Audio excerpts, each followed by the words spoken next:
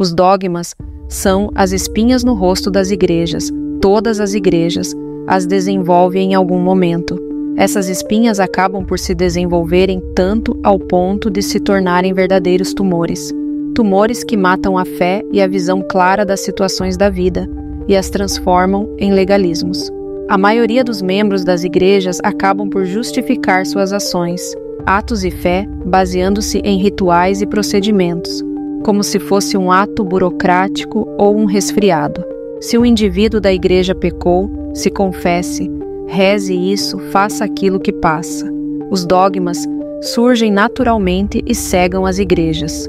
Um desses dogmas, que parece ter surgido espontaneamente nas igrejas protestantes, em especial as evangélicas e pentecostais, é a ideia equivocada de que nossas ações, sejam elas destinadas para o bem ou para o mal, mas em especial para o mal, são elas guiadas por espíritos. Uma das figuras mais bem exploradas por essas igrejas e que sustenta esse dogma é a história do rei Davi, desde a sua ascensão e queda, e em particular, a sua relação tempestuosa com o rei Saul, do qual ele iria suceder. Esses dois homens são exemplos de como ser e não ser, e de como proceder em relação a Deus. Saul é, no caso, o mau exemplo dessa história, e a passagem que sustenta o dogma da influência dos espíritos é em 1 Samuel, capítulo 16, versículo 14, está escrito: O Espírito do Senhor se retirou de Saul, e um espírito maligno, vindo da parte do Senhor, o atormentava. O evento ocorre depois que Saul desobedece a Deus, e sendo desobediente e não cumprindo as ordens do céu, Deus o rejeita como rei. Mas notem o seguinte: percebam que Saul desobedeceu a Deus, mesmo tendo o Espírito de Deus. Algo parecido também aconteceu com Davi, que também pecou, mesmo tendo em si o Espírito de Deus. Tanto Saul como Davi pecaram, mesmo ambos tendo o Espírito de Deus. Mas então, o que tornou Davi diferente de Saul? A diferença entre Davi e Saul, no caso, está na atitude. Davi foi humilde e Saul foi soberbo. Ambas as atitudes não dizem respeito ao Espírito de Deus e nem aos espíritos de demônios. Um outro elemento muito comum na Bíblia, em especial em Salmos e livros similares, também comum em livros proféticos, é o substantivo próprio ímpio. Notem que a Bíblia usa uma palavra bem específica e direta ao ponto, sem espaço para interpretações. Ímpio não é uma pessoa possuída. Ímpio não é uma pessoa sob a influência de espíritos malignos. Eles não estão infestados, não estão sob opressão e nem possuídos. Eles agem por conta própria, através de seu livre-arbítrio, seguindo seus impulsos e desejos do coração. Entenda que não é necessário um sussurro do demônio no seu ouvido, para que você tenha interesse em acometer algum ato imoral. Não é necessário que os demônios manipulem a realidade para que você sinta ódio ou desejos sexuais dos mais variados tipos. Não é necessário que os demônios movam um músculo sequer para que você cometa algum ato impensado de violência, ou que se inicie uma intriga entre os seus familiares, amigos ou colegas de trabalho. Para que você esteja em um verdadeiro chiqueiro de imoralidades e pecados, convivendo com pessoas que têm um comportamento similar ao de porcos, basta fazer como o filho pródigo: siga o seu coração. Siga o seu coração, e os seus olhos, a sua boca, as suas mãos e os seus pés te guiarão para o caminho dos porcos. Mas por que isso? É aí que entra a famosa batalha corpo versus espírito tão comentada nas cartas de Paulo. Veja, por exemplo, em Gálatas capítulo 5, versículos 19 ao 26. As coisas que a natureza humana produz são bem conhecidas. Elas são a imoralidade sexual, a impureza, as ações indecentes, a adoração de ídolos, as feitiçarias, as inimizades, as brigas, as ciumeiras, os acessos de raiva, a ambição egoísta, a desunião, as divisões, as invejas, as bebedeiras, as farras e outras coisas parecidas com essas.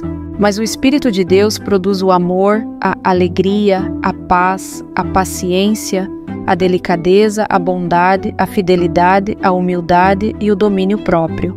E contra essas coisas não existe lei. As pessoas que pertencem a Cristo Jesus crucificaram a natureza humana delas, junto com todas as paixões e desejos dessa natureza. Que o Espírito de Deus, que nos deu a vida, controle também a nossa vida. Nós não devemos ser orgulhosos, nem provocar ninguém, nem ter inveja uns dos outros. Gálatas, capítulo 5, versículo 19 ao 26. A ideia de que as nossas ações são resultado de influências espirituais externas é um conceito equivocado e não se sustenta diante da razão e da responsabilidade individual. Cada ser humano possui livre-arbítrio e capacidade de discernimento, o que significa que somos plenamente responsáveis por nossas escolhas e consequências. Delegar essa responsabilidade a forças sobrenaturais é uma forma de evitar o peso das próprias decisões. O ser humano é dotado de racionalidade, o que nos permite analisar situações, calcular riscos e assumir a responsabilidade pelos nossos atos.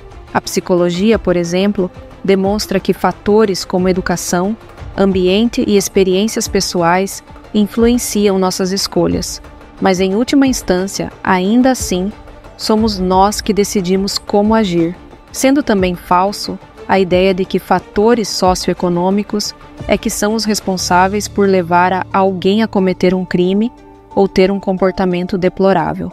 Atribuir nossas falhas a influências externas pode criar um perigoso precedente de irresponsabilidade.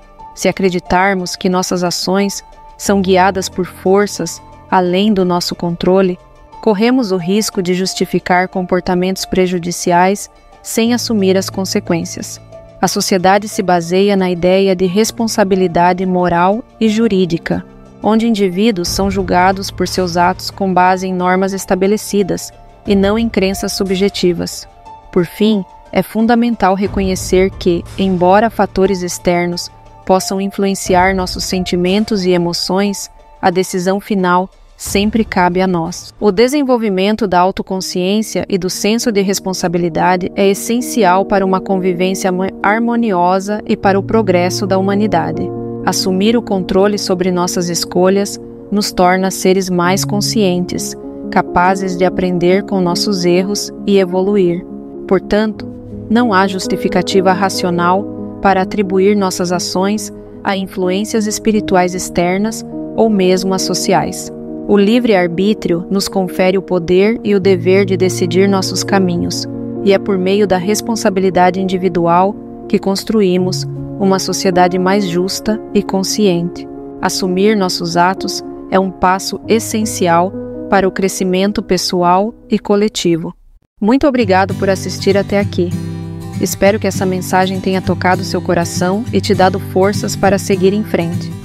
Se esse vídeo fez a diferença para você, não esqueça de curtir, compartilhar e se inscrever no canal para mais conteúdos como esse. Que Deus te abençoe grandemente, trazendo paz, força e esperança para a sua vida. Nunca se esqueça, você não está sozinho e coisas incríveis ainda estão por vir. Fique com Deus e até o próximo vídeo.